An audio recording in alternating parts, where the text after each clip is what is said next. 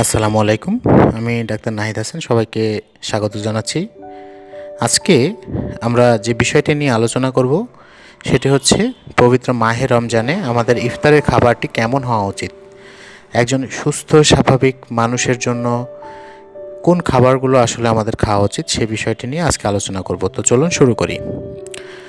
আহ, সারাদিন রোজার পরে ইফতারিতে অস্বাস্থ্যকর খাবার যদি আপনি খান তাহলে অনেক সময় অ্যাসিডিটি সহ অন্যান্য সমস্যা কিন্তু তৈরি হয়।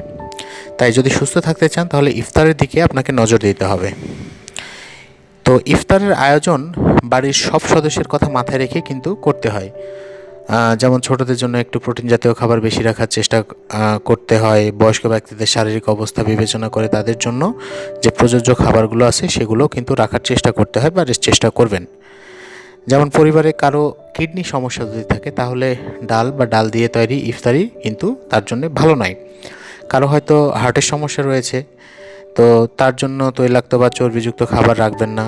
বাসায় ডায়াবেটিক্স রোগী থাকতে পারে, তার জন্যও কিন্তু আয়োজনটি ভিন্ন হবে।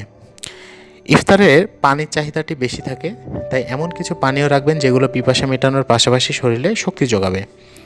তো শরবতের কথা এলেই সবার আগে লেবু চিনি শরবতের কথা কিন্তু আমাদের মাথায় আসে, কিন্তু ইফতারে চিনি শরবত না খাওয়াই ভালো। চিনি কারোর জন্যই কিন্তু স্বাস্থ্যকর নয়, বরং ফ্রুট জুস খেতে পারেন। পেঁপে, বেল, তরমুজ, আনারস বা মাল্টা জুসও কিন্তু খাওয়া যায়। কখনো চিনিযুক্ত মিল্কশেক বা টক দইয়ের লাচ্ছি এগুলো খেতে যাবেন না, তবে আপনি মিল্কশেক বা টক দইয়ের লাচ্ছি চিনি ছাড়া খেতে পারেন। এছাড়াও আমাদের সংস্কৃতির একটি অংশ হচ্ছে খেজুর। খেজুর উচ্চ ক্যালোরি ও ফাইবারযুক্ত ফল, খেজুরের শক্তি সরবরাহের পাশাপাশি অন্যান্য পুষ্টি উপাদানের চাহিদাও কিন্তু পূরণ করবে। তো ইফতারিতে খেজুর চিবিয়ে খেতে হয়, মানে খেজুর সহ চিবিয়ে খেতে হয় এমন ফল আপনি বেশি খাবার চেষ্টা করবেন। যেমন আপেল রাখতে পারেন, পেয়ারা রাখতে পারেন, নাশপাতি, বরই, তরমুজ ইত্যাদি ফলগুলো কিন্তু আপনি খেতে পারেন। আমাদের দেশে একটি কমন জিনিস প্রচলিত আছে যে ইফতারে ভাজা পোড়া না হলে ইফতারটা যেন আমাদের জমে না। তো এই ভাজা পোড়া কিন্তু আমাদের শরীরের জন্য মোটেই কোনো ভালো জিনিস নয়।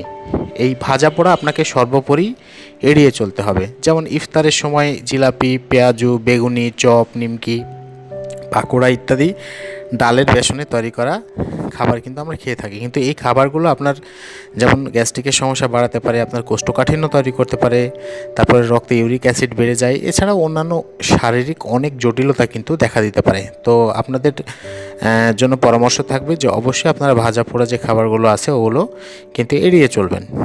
তো একবারে যদি এগুলো বাদ দিতে না পারেন তবে হয়তো বা আগে যেখানে 5টি বা 7টি পদ থাকতো সেখানে একটি খাবার চেষ্টা করবে, তাও সীমিত পরিমাণে। তো ইফতার কিন্তু রমজানের আমাদের দুটি অংশের অর্থাৎ সেহরি এবং ইফতার এই দুটি সময় আমাদের জন্য খুবই গুরুত্বপূর্ণ, যেখানে আমাদের শারীরিক অনেক কার্যকলাপ যুক্ত থাকে। তো আপনাদের প্রতি আমার নিবেদন থাকবে যে অবশ্যই ইফতারিতে আমাদের খাবারটা এমন হওয়া উচিত যাতে আমাদের কোনো স্বাস্থ্য ঝুঁকি থাকবে না, যে খাবারগুলো আমাদের শরীরের জন্য পর্যাপ্ত পরিমাণে পুষ্টি উপাদান সরবরাহ করবে সেই খাবারগুলো কিন্তু আমাদের খাওয়া উচিত। তো সবাই ভালো থাকবেন, সুস্থ থাকবেন এই কামনায় আজকের মতোই সবাইকে ধন্যবাদ।